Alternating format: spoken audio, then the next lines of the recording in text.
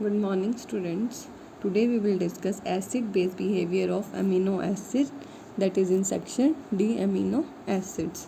It has already been studied that in the dry solid state amino acids exist as dipolar ions और zwitter ions.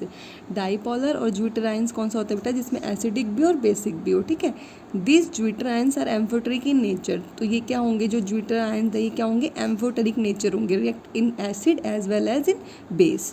They can react either as acids having very low value of Ka. ठीक है, पहले इसका structure देख लो आप लोग amino acid का.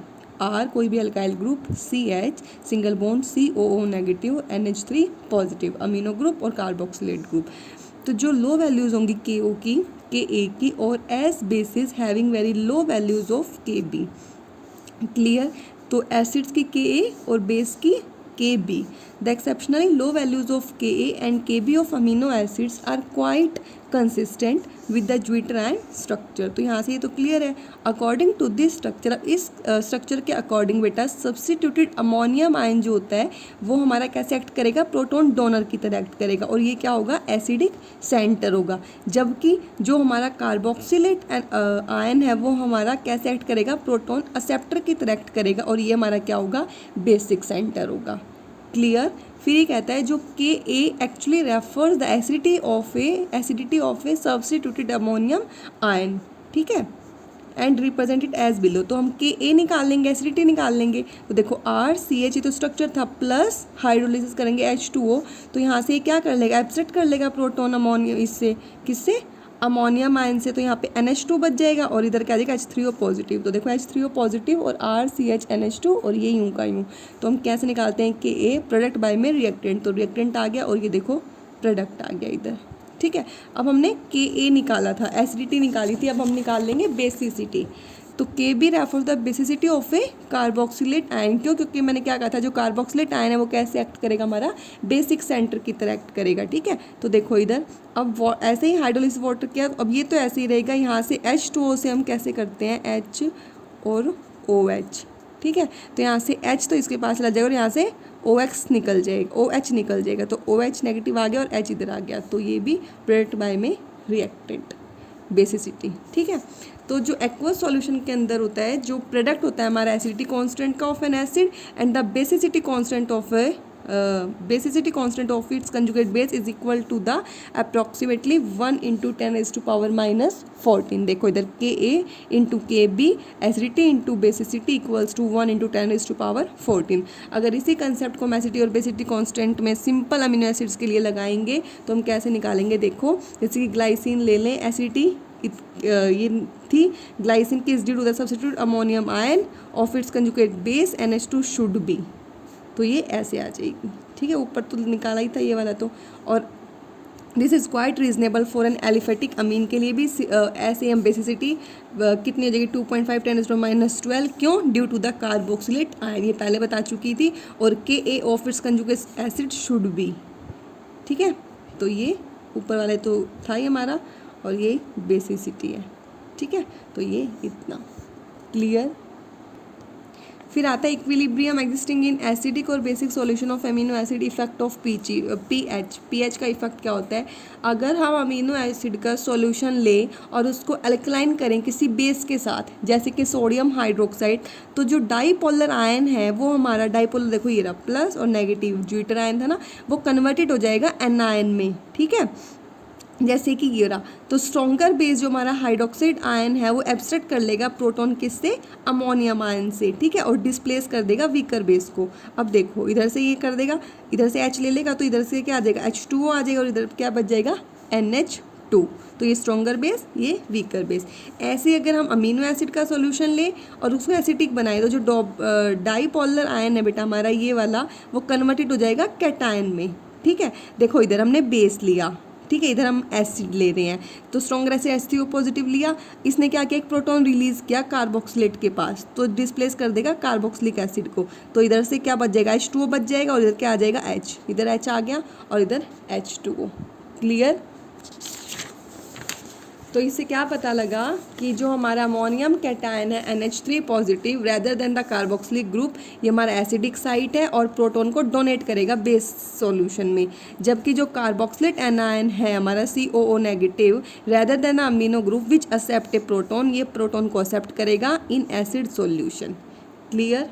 तो ये तुम्हारे pH का इफेक्ट है। देखो फर्स्ट, सेकंड और थर्ड, ये तो ज्यूटराइन डाइपोलर आयन लिया, फिर हमने इधर से किया था और हमने ये बनाया था। क्लियर? फिर आता है बेटा iso electronic point of amino acids या फिर इलेक्ट्रोफोरेसिस।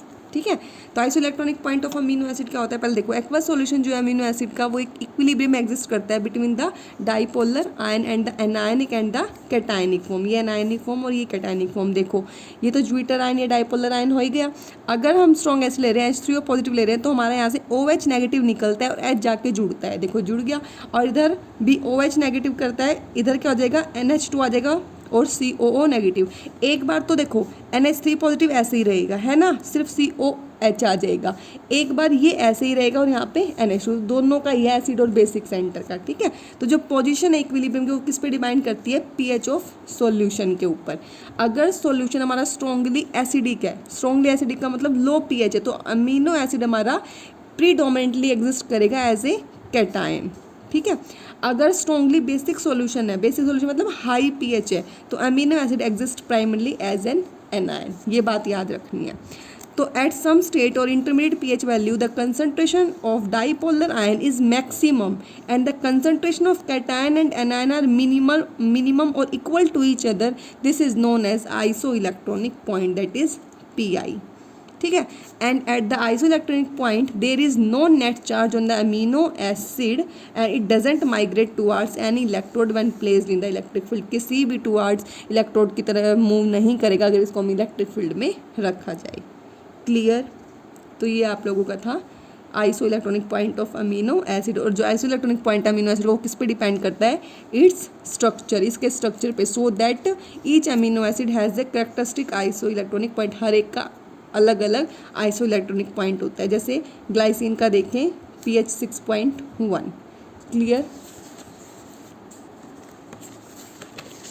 इधर दिया भी हुआ है बेटा, alanine, valine, Eleusine, सीराइन, neutral, acidic और बेसिक, अलग अलग सबके आइसोलेटिक पॉइंट, क्योंकि इनके स्ट्रक्चर पे डिपेंड करता है। नेक्स्ट आता है इलेक्ट्रोफोरेसिस। इलेक्ट्रोफोरेसिस हमारा क्या होता है? A process of separation and purification of compounds on the basis of movement of charge particles in an electric field. Electrophoresis हमारा वो प्रोसेस होता है अलग करने का और किसी कंपाउंड को प्योरीफाई करने का। किसके बेस पे? जो उसके अंदर चार्ज पार्टिकल्स की मूवमेंट है, अगर हम उसको इलेक्ट्रिक फील्ड में रखें। ठीक है, अब इस प्रोसेस को इलस्ट्रेट करेंगे by considering the separation of a mixture of amino acid into its pure constituent. Amino acids का मिक्सचर लेंगे और इनटू इट्स सेपरेशन करेंगे, इनटू इट्स प्योर कॉन्स्टिट्यूएंट किस चीज़ से वो बना है। अ स्ट्रिप ऑफ पेपर, एक स्ट्रिप लेंगे पेपर की, सुटेबल प्लास्टिक और cellulose acetate is used as a solid support in paper electrophoresis. For example a solution of different amino acid which are separated from each other. जो अलग अलग amino acid लेंगे जो हमें separate करने हैं, उस पेपर स्ट्रिप के पास लेके आएंगे। Then the strip is then moistured with an aqueous buffer having a particular predetermined pH, जो iso electronic point of acid पे क्या करेगा? डिपेंड करेगा। फिर जो इस स्ट्रिप की एंड है वो कनेक्टेड करेंगे किससे? इलेक्ट्रोड से। और जब हम इस पे इलेक्ट्रिक फील्ड अप्लाई करेंगे तो क्या होगा?